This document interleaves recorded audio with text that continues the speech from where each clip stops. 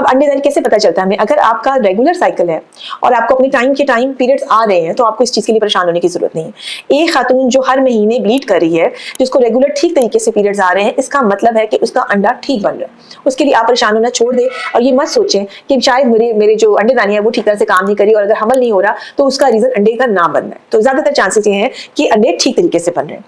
अगर किसी का साइकिल नॉर्मल नहीं है, अगर किसी को टाइम पर पीरियड्स नहीं आ रहे हैं, बहुत लेट आते हैं, ठीक तरीके से पीरियड्स नहीं आ रहे हैं, महीने में 2 दफा आ जाते हैं, बार बार स्पॉट लगता रहता है, हाँ उसके बारे में हम श्योरिटी से नहीं कह सकते कि इनकी जो अंडेदानी है वो मुकम्मल तौर पर ठीक काम करी है, क्योंकि अक्सर पीरियड की इरेगुलरिटी का रीजन जो पीछे होता है वो अंडे का ना बनना होता है। तो ये इस सूरत हाल में डेफिनेटली हमें डिफरेंट तरीकों से कंफर्म करना पड़ता है कि अंडेदानी अपना काम ठीक करी है या नहीं करी। अब वो कौन से ऐसे टेस्ट हैं जो हम करवा सकते हैं या घर पे भी कर सकते हैं और हमें पता चल जाए कि हाँ ये एग्स हमारे बन रहे हैं कि नहीं बन रहे। उनमें नंबर 1 पे आपको अवेलेबल है ओवुलेशन किट्स अवेलेबल होती है। जो सिम्टम्स आपको आते हैं ओवुलेशन के साथ, मैं दोबारा रिवाइज करवा देती हूँ कि अगर आपने नेचुरली आप में ये चेंजेस आ रही है मिड ऑफ द साइकिल के अंदर 12वें दिन, 13वें दिन, 11वें दिन ये चेंजेस आ रहे हैं तो वो ओवुलेशन को इंडिकेट कर रहे हैं। उनमें नंबर 1 पे तो है कि आपका बॉडी टेम्परेचर थोड़ा सा ज्यादा हो जाता है, आपकी जो सेक्सुअल डिजायर होती है वो बढ़ जाती है।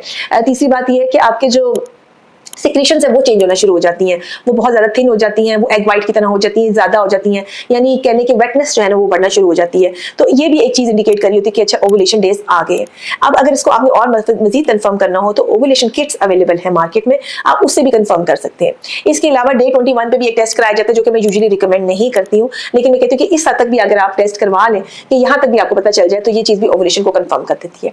अगर आप इससे भी ज्यादा श्योर होना चाहते हैं तो आप डे 12 या 11 पे एक अपना अल्ट्रासाउंड भी करवा के देख सकते हैं। फॉलिकुलर ट्रैकिंग अल्ट्रासाउंड इसको कहा जाता है, जिसमें आप देखते हैं कि फॉलिकल का क्या साइज बना है और थोड़े 2 दिनों के बाद या 3 दिनों के बाद जब आपको ये सिम्टम्स हो जाते हैं, रिपीट स्कैन ये कंफर्म कर देता है कि जो अंडा बना था वो रिलीज हो गया। समटाइम्स आपको उसकी जरूरत नहीं होती, अगर आपको अच्छा अंडे का साइज मिल गया है जो 17 से 22 mm के दरमियान में है, वो एक अच्छा एग तस्वीर किया जाता है और वो आपने एग देख लिया और उसके बाद ओवुलेशन के सिम्टम्स आ रहे हैं या ओवुलेशन किट से आपने कंफर्म कर लिया तो मींस कि ओवुलेशन हो गई है। तो ये चीज भी आपकी ओवुलेशन को और मजीद तरीके से कहने के साइंटिफिक तरीके से या ऑब्जेक्टिव तरीके से जो है वो कंफर्म करी। सो एक हमारा सब्जेक्टिव मेथड था जो हमें महसूस हुआ कि अच्छा ओवुलेशन हो गई है, ये हमारे सिम्टम्स आए थे, पीरियड रेगुलर है, ओवुलेशन हो रही है। और दूसरा हमने किट की मदद से या ब्लड टेस्ट की मदद से या फिर हमने जो है अल्ट्रासाउंड की मदद से चीज को कंफर्म कर लिया कि ओवुलेशन हो गई है।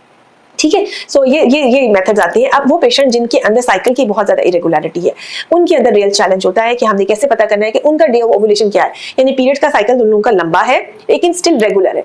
यानी 35 दिनों बाद साइकिल आता है, 40 दिनों बाद आता है, पर हर दफा 35 दिन बाद ही आता है और हर दफा 40 दिन बाद ही आता है। उनका ओवुलेशन डे 11वां या 12वां दिन नहीं होगा, वो बाद में होगा। ठीक, सो ये अगर हमने रेगुलर साइकिल में शॉर्ट है साइकिल या लॉन्ग है साइकिल, उस हिसाब से एडजस्ट करके ओवुलेशन किट का इस्तेमाल या अल्ट्रासाउंड ट्रैकिंग हम कर सकते हैं। ऐसे पेशेंट में बार हम कहते हैं अच्छा आप डे 12 पे भी एक स्कैन करा लें, साइज देख लें, फिर उसके बाद 6 दिन बाद करवा के देखें कि अच्छा क्या फॉलोअप में जा रहा है, और इस तरह हम उनके ओवुलेशन डे को ट्रैक कर देते हैं।